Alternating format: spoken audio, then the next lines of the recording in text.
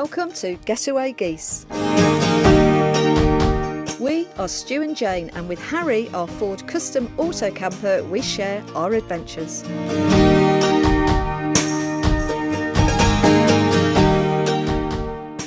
Welcome back to the question and answers, and we don't know what number this is, but we're just going with it now. Okay, so again, thanks for all the questions we got. They've been really good, really useful actually for us to look back on that. So next one is off Workshop of All Sorts off YouTube. They posed a question: how do you budget for long trips like island trip? Obviously, I don't want to know your personal circumstances, but just how you go about allowing for the spend per day, per week, per month. It's a good one, that, because we're still learning, I would say, on that. When I retired, we had a fixed budget because I got made redundant, and therefore when we decided to retire, we said, okay, can we afford to retire? Can we afford to do the things we wanted to do? Which was basically go and travel 6 months at a time in Harry and be 6 months at home. So we set ourselves, as we had before, spreadsheet. I'm a bit of a spreadsheet person, all the categories of what we spend, like many people do, and we budget that is, and we worked out a budget that worked, and we have an allocation for the holiday. But what we found was it came to light more in Ireland. Yeah, we've learned quite a lot from that island trip. It was 9 weeks and it cost us X amount of pounds, but actually when we sat down and went through it, it actually cost us because actually it was more than our budget for the year, the island trip. Yeah. But when we went through it, it actually only cost us a third of the original price. In fact, under maybe. Yeah, would you say third? It's about to say third. Yeah, because you've got to take into account you've got to eat. You know, we've got petrol that we'd be putting in at home that we took over. We've got social money that we put over into the trip. We've got gas and electric when we weren't at home that we put into the trip. So all of a sudden that brought the cost down. So we're actually, Stu's first year of retirement was crazy. We did a lot of travelling, not always in Harry. We spent the year travelling. So this next year will be our first year. It'll be a bit of a on test, a budget. Yeah, and we'll see. We'll let you know. Well, every trip will let you know how much it costs. So that's useful to you, but it also depends how you spend your money. So if you spend your money every night on a site, immediately you've got £20-25 per night to do. Now we tried to do mostly free camping or off-grid camping, whatever you want to call it, and obviously that comes into it. So. And as Jane says, is that if you're away for 9 weeks, we had 9 weeks of spending money at home in our budget, or we had 9 weeks we had no Amazon deliveries. That was the other thing. So I wasn't clicking on Amazon all the time. So it's interesting how all of these things make up when you're away.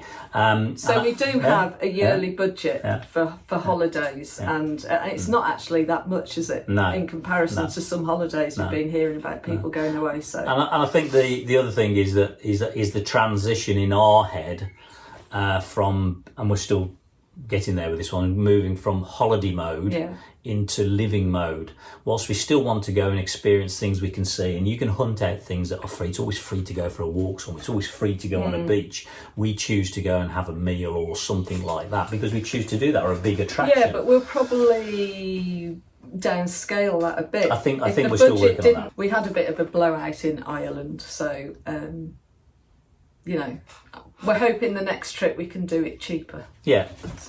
So definitely work it out. But not everything's on a spreadsheet you can think about, but also just think about the doubling up of if you're away from your home and you're shutting down your home, you might be able to say, well, actually, I can, that 2 weeks of food money that I would normally do will go into my holiday fund. It all depends how you budget, to be perfect. If you don't budget like that, then but if you haven't got your gas central heating on, or you're not using your electricity, it all comes into it. You've got to we took everything we could scrap. We were scratching round at the end of that trip, like, where can we get the money from to sort of make that trip better? So.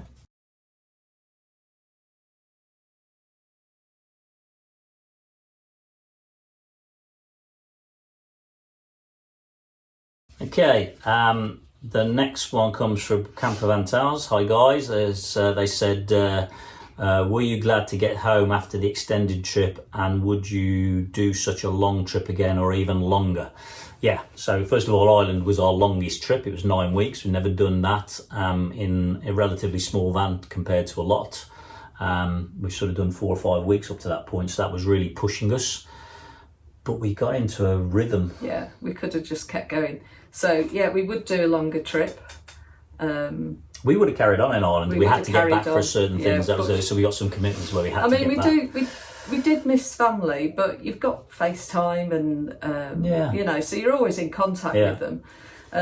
So family really, wasn't it? And, but yeah, I could do a much longer trip. So we would do a longer trip. I think the answer to it. We enjoyed a longer trip because you get into the rhythm of it. You get into this move from holiday mode into living mode more. So we definitely do that. And also, I think you know, you got to be careful with it. I know there's some rules in Europe about travel between countries. You have to be. You know, we haven't even faced that yet. But yeah, I think we would. So, and the other question was, the other bit was. Down about coming back. And were you glad when you got home? So no, we were pretty down. When we walked through the door, we were really down. We started on a downer the week before we were coming back because we knew the trip was ending, and we were just like, we just wanted it to carry on. And, it was a depressing day that day. We turned up on the drive. Yeah. So for the first week, I came back and I started throwing out all the cupboards and drawers, going through them, because what it teaches you when you're away is you just don't need stuff. And then when you come back to a house, it's just like stuff everywhere, and you're like, I can't cope with all this mess around me. Weird. So I was like flinging things out of drawers, and because you don't need much at all in life, do you? Just I would say, you know, the day we were on the drive and we got out, it was a fairly silent few hours as we just emptied, because we were both in that bit of a low moment, but we got on with it. And then you get into, I've got to produce the videos, then we got into planning the next trip. So you get round it, but no. Okay, and the next take, I'll have to just modify the language from Laura Coleman.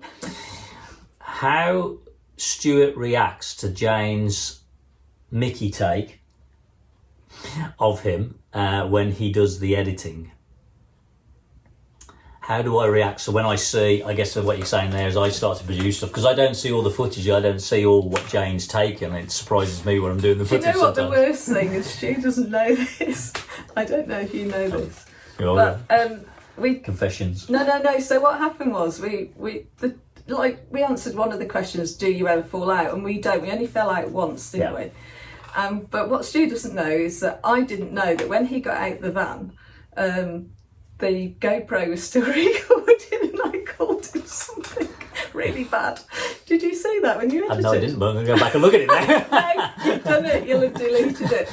I don't think I have. I can keep all my footage. That was hilarious. And I was like, shall I tell him, or should I just leave it till he does the editing? Okay.